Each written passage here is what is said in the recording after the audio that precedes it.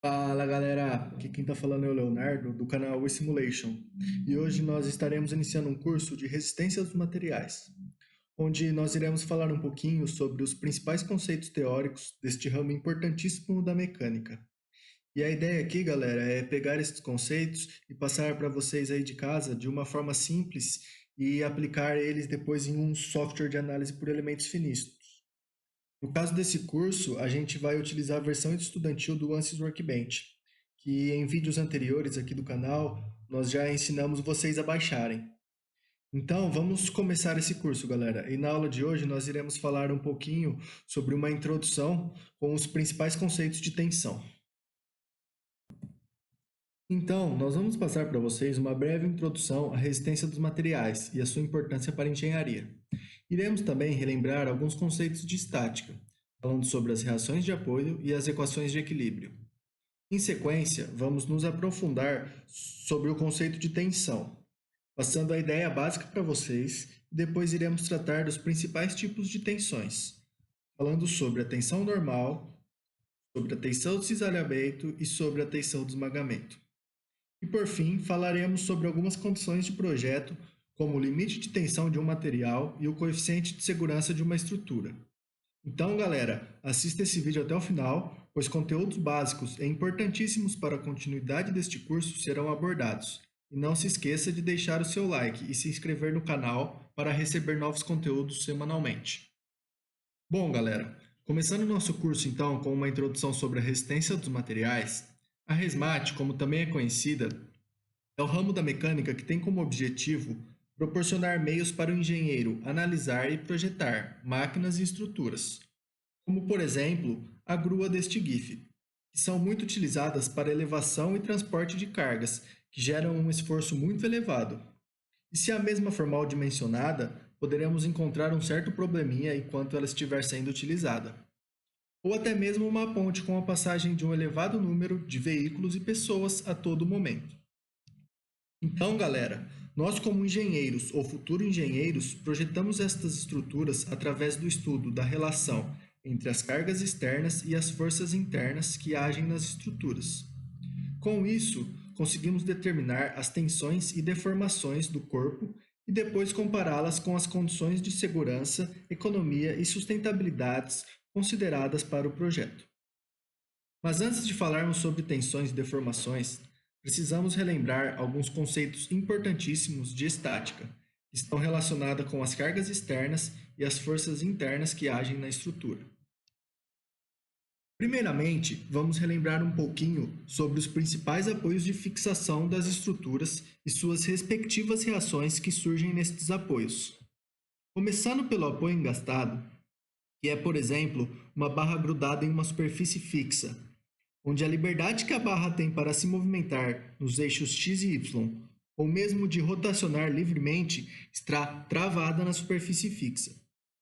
Falando agora sobre o apoio fixo, que é, por exemplo, uma barra pinada que está engastada na superfície fixa, onde a liberdade que a barra tem para se movimentar nos eixos x e y está travada devido ao engastamento.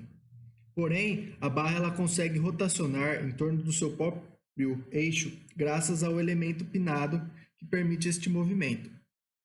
E por fim, galera, e não menos importante, temos o apoio móvel, que seria, por exemplo, uma barra pinada com a presença de roletes no apoio, onde o eixo em que não temos o rolete ele está travado, enquanto que a barra tem a liberdade de se movimentar livremente apenas nos eixos em que encontramos este rolete.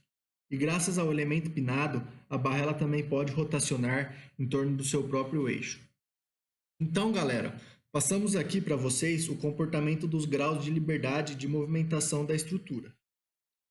Vamos passar agora uma regrinha para o surgimento das reações de força ou momento nestes apoios. E não se preocupe, pois esta regrinha é bem simples. Basicamente, as reações vão surgir nos movimentos do apoio que estão travados. Nos movimentos de translação encontraremos o surgimento de forças, enquanto que nos movimentos de rotação encontraremos o surgimento de momentos. Com isso, no apoio engastado, encontraremos o surgimento de forças de reação nos eixos x e y e também um momento, pois neste apoio todos os movimentos estão travados. Já para o apoio fixo, temos apenas o surgimento das reações de força, pois a barra ela está livre para rotacionar. E no caso do apoio móvel, temos reações apenas no eixo onde o movimento está travado. Bom, galera, então passadas as reações de apoio, vamos agora falar sobre o método das equações de equilíbrio de força e momento de um corpo deformável. Então, para um corpo estar em equilíbrio, precisamos que nele tenhamos presente o equilíbrio de forças para evitar que o corpo sofra o movimento de transladar, e também precisamos ter o equilíbrio de momentos para evitarmos a rotação deste corpo. Vamos imaginar aqui, pessoal, uma barra engastada, onde encontramos na extremidade direita uma certa força. Vamos demonstrar então para esta barra as condições de equilíbrio dela. Para começarmos, primeiramente devemos decompor essa força F nos seus eixos x e y. Passada essa etapa, devemos analisar a situação do apoio. E como esta barra ela está engastada, ela está em possibilidade de transladar e rotacionar. E com isso, verificamos o surgimento de reações de apoios de força em x e y e também de momento. Então, para esta barra estar em equilíbrio, como já dissemos acima, devemos encontrar nela um equilíbrio de forças e de momentos. E para isso, devemos utilizar condições expressas matematicamente, que seriam a somatória dos momentos que agem nesta barra deve ser igual a zero, a somatória das forças em x que agem nesta barra devem ser iguais a zero também, e a somatória das forças em y que agem nesta barra também deve ser igual a zero. Agora, galera, vamos começar a tratar sobre como estas forças elas agem na estrutura e os efeitos que elas causam, como por exemplo as tensões e deformações. Nesta videoaula falaremos sobre as tensões. Então, galera, para passarmos para vocês de uma forma simples o conceito de tensão, vamos imaginar que um corpo esteja em equilíbrio, com 4 forças atuando nele. Ao realizarmos o corte em uma seção transversal qualquer, iremos verificar que nesta seção há uma distribuição de cargas internas atuando nela. Para estabelecermos os conceitos de tensões para vocês, vamos pegar uma pequena área ΔA nesta seção transversal. Nesta área ΔA, observamos a presença de uma força finita ΔF, com direção única, mas nos próximos slides iremos tratar sobre suas componentes Fx, Fy e Fz, que podem ser tangentes ou normais à superfície.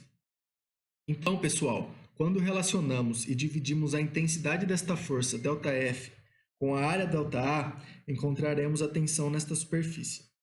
Quando utilizamos as componentes x, y e z, iremos encontrar diferentes tipos de tensão. Nos próximos slides trataremos melhor sobre. Agora, vamos passar para vocês o conceito da tensão normal. Para a barra da figura a seguir, temos a presença de uma força atuando nas extremidades da barra, com sentido perpendicular à área da sua seção transversal. Ao realizarmos um corte em uma determinada seção desta barra, verificamos a presença de tensões que atuam somente no sentido perpendicular à seção transversal da barra. Devido ao sentido ser normal à seção, chamamos essas tensões de normais. Portanto, a tensão normal é a relação entre a intensidade da força que atua no sentido perpendicular à área da sua seção transversal pela área desta mesma seção transversal. Se a tensão for positiva e ela tender a esticar a barra, dizemos que a mesma sofre uma tensão de tração. Se a tensão for negativa e ela tender a comprimir a barra, dizemos que a mesma sofre uma tensão de compressão. Agora, vamos tratar sobre a tensão de cisalhamento. Para o elemento abaixo, onde as duas barras inferiores estão fixas, verificamos a presença de uma força que atua no sentido transversal à barra superior. Como as barras inferiores estão fixas, a força transversal ela tende a cortar a barra superior, onde não está em contato com as barras inferiores, e com isso verificamos o surgimento de uma força cortante nesta localização. Vamos imaginar aqui que o elemento seja cortado, e na área da seção transversal verificamos a presença das tensões de cisalhamento. Portanto, estas tensões de cisalhamento são a relação entre a intensidade da força que atua no sentido transversal, a área da seção transversal, pela área desta mesma seção. Vale ressaltar neste exemplo que temos, no caso, duas áreas de seção transversal, devido à presença de duas forças cortantes em duas localidades. Neste caso, devemos apenas somar as duas áreas e manter a força F. E por fim, galera, vamos comentar sobre a tensão de esmagamento, que é uma tensão muito encontrada em pinos e rebites. Para a barra a seguir, unidas por um parafuso e que possuem uma força normal atuando nas suas extremidades, essa força normal ela vai exercer uma carga de mesma intensidade nos parafusos, e vai provocar tensões de esmagamento ao longo da superfície de contato entre a barra e este parafuso. Porém, na resmate, para simplificarmos os cálculos, dizemos que a área da seção transversal seria o diâmetro do parafuso multiplicado pela espessura da barra. E, ao dividirmos esta força normal aplicada nas extremidades das barras pela área da seção transversal, iremos obter as tensões de esmagamento atuante. Bom, galera, nos slides anteriores comentamos sobre tensão, como determiná-la e os seus principais tipos.